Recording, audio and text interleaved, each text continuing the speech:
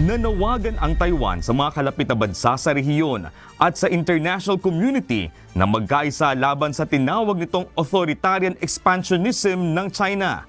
Ayon kay Taiwan Ocean Affairs Minister Quan Biling, iisa ang ginagawa ng China sa Japan, Taiwan at Pilipinas kung saan unti-unti nitong pinalalawak ang presensya nito sa mga pinag-aagawang karagatan. 我们把视野拉高，我们从日本、台湾一直看到菲律宾，我们就会发现，我们面对的确实是同一种逐步累积、长期施压、刻意控制在传统战争门槛以下的行动模式。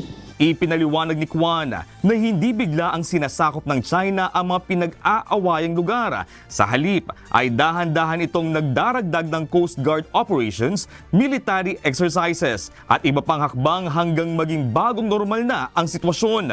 作为一个威权国家，不是用一次性的军事行动改变现状，而是每天向前推进一点点。 今天增加海警的活动，明天扩大军事的演习，后天对商船进行所谓的执法检查，在下一步干扰我们的海底电缆、航运秩序或者是资讯系统。那么，请问，从哪一天开始，现状已经被改变？ Sinabi naman ni Taiwan National Security Council Deputy Secretary General Li Wen na lalo pang lumala ang aktibidad ng Chinese Coast Guard simula noong huling bahagi ng Mayo. Aniya, ginagamit ng China ang pagpapatrolya at paghaharas sa mga commercial vessels bilang paraan upang palawakin ang kanilang pag-aangkin sa mga karagatan. Since late May, the Chinese Coast Guard has escalated its intrusive activities around Taiwan in the name of law enforcement, including the harassment of commercial vessels. Such actions not only threaten regional peace, but also endanger the freedom of navigation and the safety of commercial shipping. Although larger in scale, these incidents must be seen as part of a long-standing pattern of expansionism and coercion.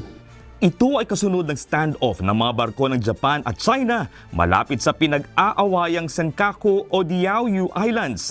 Nagsimula na rin ang China na magpatrolya sa silangang bahagi ng Taiwan matapos ang pag-uusap ng Japan at Pilipinas tungkol sa hangganan ng kanilang mga karagatan.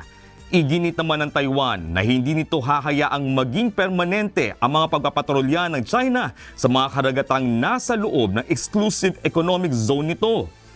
Kasabay nito, nanawagan ang mga opisyal ng Taiwan ng mas malakas na koordinasyon mula sa mga kaalyadong bansa upang mapigil ang patuloy na paglawak ng impluwensya ng China.